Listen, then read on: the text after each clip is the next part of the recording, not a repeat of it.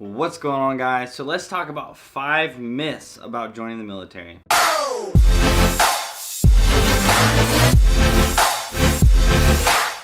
So today I'm going to talk about 5 different things that kind of encompass the topic of joining the military. And the first thing I want to talk about, I got a question just the other day. I get this question all the time, and that is, can you join the military if you have flat feet? And I'm starting this one off, even though it's not really like a yes or no myth, factual kind of thing.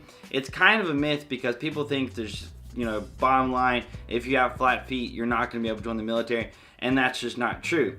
If you have severe flat feet, I think it's like chronic flat feet or something. So basically, if you've been diagnosed with flat feet, it gives you, pains and you have actual issues because of your flat feet. That is what's going to disqualify you. But if you just have a normal, mild, flat foot, and it doesn't really give you any issues, maybe you still run track or something, because some people will have flat feet and they'll run track. Those are the kind of people with flat feet that are able to actually join the military. So it kind of depends on where you stand, but if you have flat feet, it doesn't just automatically disqualify you. You're still going to have to go through the whole process and probably go to MEPS, see what they say, and if they disqualify you, or if they tell you maybe you got to get some more checked up, then you can deal with it then. But again, it just doesn't totally disqualify you if you have flat feet. The next pretty big myth, especially on this whole YouTube thing, because I know some other YouTuber a long time ago made a video about bonuses and why you join the military, as a future soldier or a future whatever you're going to be, you don't need to be taking the bonus, because the military, the government, they're going to take that bonus back from you. And that is not true, right? So if you get something in your contract, so if you get a bonus for $7,500 in your contract for a specific MOS, right? So that's in a contract. You have to uphold your end of the bargain. The government is supposed to hold up their end of the bargain. And obviously, sometimes the government might screw up. So if the government does screw up and there's some kind of, difficulties or something, that should get sorted out eventually. I'm not saying the government or the army or the military is perfect, right? But they should not be taking back your bonuses. If you hold up your end of the bargain, you might run into some issues if you join the military for a certain MOS and then you switch your MOS before that contract is over. That might kind of disqualify you, or basically make your end of the bargain void, so that they're going to want to be like, hey, you remember that $3,400 that we gave you, that first half of that bonus? Well, we're going to kind of want that back. And so a lot of people get frustrated about this. This might be where some of the stories come from. People, saying that they'll try and take the bonus back. So if you hold up your end of the bargain, you should not worry about the whole bonus thing. So if you get offered a $40,000 bonus, don't be scared to take that. Take that money, run with it, freaking enjoy it. Don't obviously blow it on stupid things. Invest some of the money. I've talked about what you should do with your enlistment bonus, but manage that money smart. But don't be scared to take that money because you're worried that the government is going to take it back from you a couple years later after you've already spent it. Another myth that I have heard personally about joining the military is that your MOS might just switch. Just apparently randomly, some people think that your MOS is going to switch whenever you join. Even though you get it in your contract, somehow, some way, you're going to show up to basic training and then you're going to get to AIT, you're going to leave or something, and all of a sudden your MOS is going to be changed. I've heard this personally. I've heard this from different people.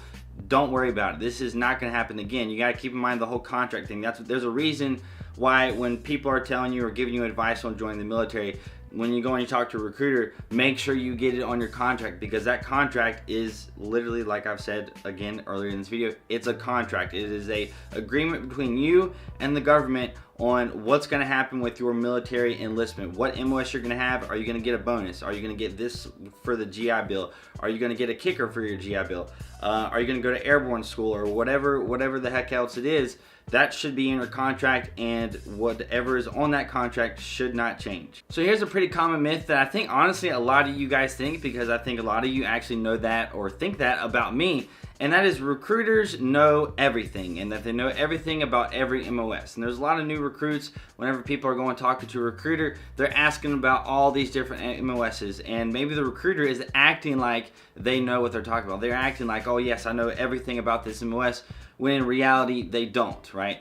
So if you're talking to them, this is why I've said to get their background. So what MOS did they have? Did they ever have different MOSs and stuff like that? So if you know who your recruiter is and their kind of experience, then you'll kind of know their general sphere of MOSs that they should have knowledge of. But it is a common misconception that people, you know, bright-eyed, you know, 17-year-olds that I just made a video talking about, go and talk to a recruiter and they just think that they know just everything there is. And I'm telling you, they don't, because, you know, there's just way too much to know. There is so much about the military. You can be in for 30 years in the military and you're not going to know everything. You're not going to know all the MOSs. You're just simply not, because there's just too much stuff.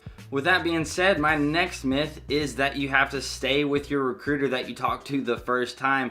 And that's not true. A lot of people have this thought, this misconception that whenever you go talk to a recruiter that you first talk to, it's like, I don't know, like you're getting married to that recruiter, that you just have to go through the start to finish with them. And you know, you should do that with a single recruiter. But let's say you go and you talk to a recruiter and they treat you like crap. They're a terrible recruiter. A lot of people will send me messages and be like, my recruiter said this, my recruiter lied to me about this, they told me something. And I'm like, wow, yeah, you should definitely go to a different recruiter. They're like, can I do that? I'm scared he's gonna be mad, blah, blah, blah, stuff. Like, if you go to a recruiter and you don't like them for whatever reason, maybe you're trying to contact them and they're not contacting you back, because that happens. Sometimes recruiters might be a little bit lazy, and if you're talking to them and you're sending them questions, you're asking them stuff, and they're like never getting back to you, then yes, like especially if it's early on in your recruiting process, then yes, you can go and find a different recruiter. Maybe you can even go to a different recruiter in the same office, right? Maybe you could talk to like the head guy or whatever. I don't know.